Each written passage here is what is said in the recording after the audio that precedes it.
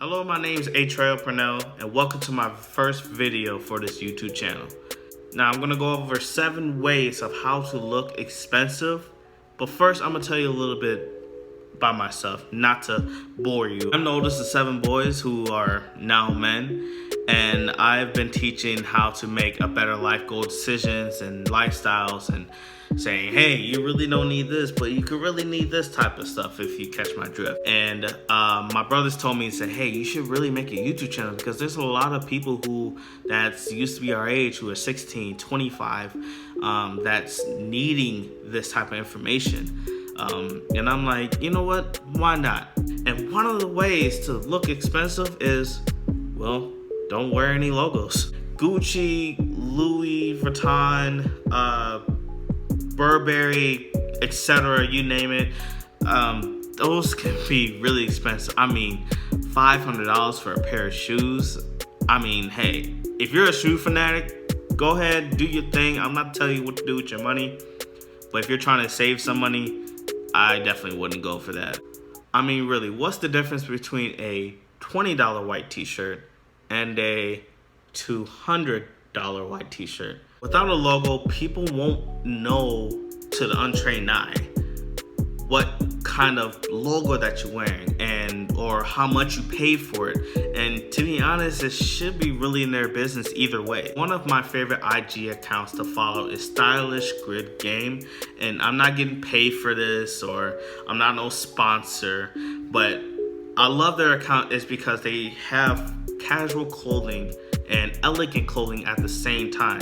That now they have some links in there that you can get to them, that you can get to that type of sweater or white t-shirt that you're looking for or whatever. But generally, it just gives me an idea of what the type of clothing that you look for. If you look into that, and if you like that, then go for it. That's just information that I want to share. There's going to be a link in the description for an IG account for them. I'll go ahead and post a link at the bottom. Number 2 on the list is wearing discreet bling, and that goes for like watches, rings, chains. A little cries out rich, or you look very elegant, not too much, but a lot of it kind of looks like you're a poser, man. If you can't afford the real thing, it's okay. Go to a Walmart. It's like 20 bucks for a classic Timex watch or something like that. But remember, nothing too crazy, like something electronic or anything, but something simple. That way you can be able to, you know, wear that thing like forever and no one won't tell. Now, if you want to go ahead and flaunt all that stuff, I wouldn't suggest it, but I would just try to stick something simple, something not too crazy. And again, it's not really no one's business to know. Number 3 on the list is getting sunglasses. Now, inexpensive sunglasses, of course. You can get something that has like an aviator's look or a biker's look, something that's not too crazy and out of the ordinary, that screams like you're just rich. Most of these frames and glasses, they're all made from the same manufacturer. I think they get it from Italy, if I'm not mistaken.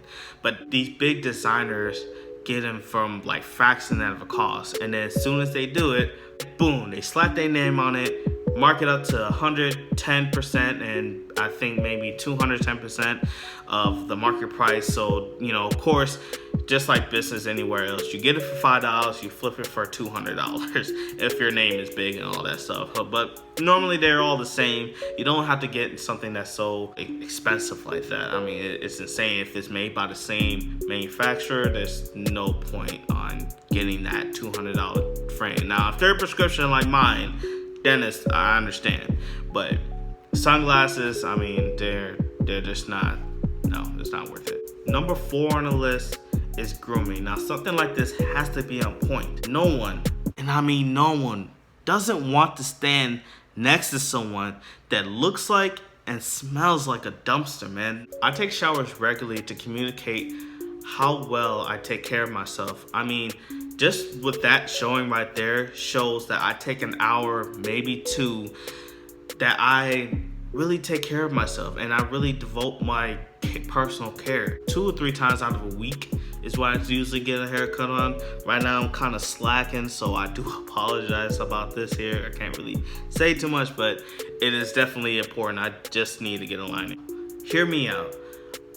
I 110% invest in manicures and pedicures, and even though at first, before I even started doing it, it just looked too girly to me. But throughout over time, I noticed, I'm like, you know what, it's good to, I can see why these girls go over there like haircuts every 2-3 times a week, or once or twice a week, I mean, and to really take care of themselves. It's pampering. If you want to meet someone important, and you want to shake their hand, especially a lady friend. If you want to meet that lady friend that you see at work and everything, and you want to shake their hand, the first thing they're gonna look at is your nails. I mean, if you looking like you just digging coal, I mean, if you just look like you just dig coal for a living, and then you wear a nice suit, I mean, come on now. It's just, they're not gonna touch that. I wouldn't touch that. Would you touch that? I mean, their hands is just all dirty. So just, even if you don't have to go to a manicure or pedicure place or a nail salon, I mean, just check your nails. Like, you're just checking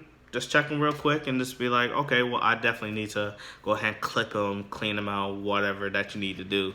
Number 5 is definitely keeping your shoes clean. Now, always remember, like, I'm pretty sure everybody else here, the shoes always complements the rest of the outfit. The first thing that people are going to look at is your shoes, man. So keep your shoes clean at all times. Take them off, polish them, keep them clean. Try to keep that out of the box look when you first buy them. And in fact, keep all your boxes. I mean, I keep all my boxes for my shoes, so that way after I'm done cleaning, I put them in the box and put them in a nice secure place where all the other shoes are, because you definitely don't want to have a shoe pile up somewhere in the corner and you just bought these $50 or maybe $100 shoes that you just worked so hard for, and then they're just thrown in the corner. So you just don't want to do that to your brand new shoes. And plus, that saves you so much of money. I mean, if you just dirtied up brand new pair of sneakers, white sneakers at that, I mean, you're at the store the next week buying another pair of shoes when you can just normally just kept the ones that you just bought for them. And then plus, like I said, they're timeless. They're classics. A classic white sneaker, you would never go wrong. I mean, there's different varieties of them, different styles, different looks, but if you just buy that one pair of white sneakers and kept them clean, you would definitely go far. Number 6 on the list is tailored suits. If you want to look rich, you gotta make sure that your suit is nice and tailored down to T. I mean, it has to fit you. Most of these rich people, I mean really rich people, don't have nothing that's like out of their shape or anything that flatters their figure. So they visit their tailor every once in a while. It's funny if you think about it that I think Drake said one of his lines that he knows his tailor more than anybody that he knows that he comes across. So you just that right there is just that by him knowing his tailor, that much, and his tailor knowing him that much, you could tell that he's always in the tailor shop looking for the right ones, for the right t-shirts or right suits, and definitely getting that tailor down to his size. Number 7 on the list is don't flaunt it. Rich people, and I mean really rich people, don't flaunt how much they have. The work speaks for itself, right? So Forbes and all these other companies, they go to them, they don't really say how much do you have in your bank account, stuff like that. They ask like, how many assets do you own or stuff like that, and then they calculate how much this business is or that business is, stuff like that. And so, but I rarely hear them talk about how much money you have. I mean, unless you're some sort of rapper or if you really want to do all that, then I guess by all means go ahead and do your thing. But billionaires, they just don't talk about it. If you want to give off the impression that you look rich or you look very well off, it's important to pull back a little and let other people guess. If the topic of money comes up, go ahead, brush it off. Now, if you're pressured, go ahead and just say, you know what? I'm not comfortable talking about my finances. Or you can just say, I'm pretty comfortable, or I'm okay, I'm chilling right now. are one of those phrases that I've used throughout my whole entire life. Because people don't really need to know how much money you have. It's up to you how you make your money and how the way you move. So there it is, 7 ways to how to look expensive. Now, I really want to know what your thoughts are. So go ahead and comment down below on some of the ways how you face this problem or some of the ways that you come up with. I'm pretty sure everybody will love to see different ways other than me. So these are the 7 ways that works for me and how I get through, really.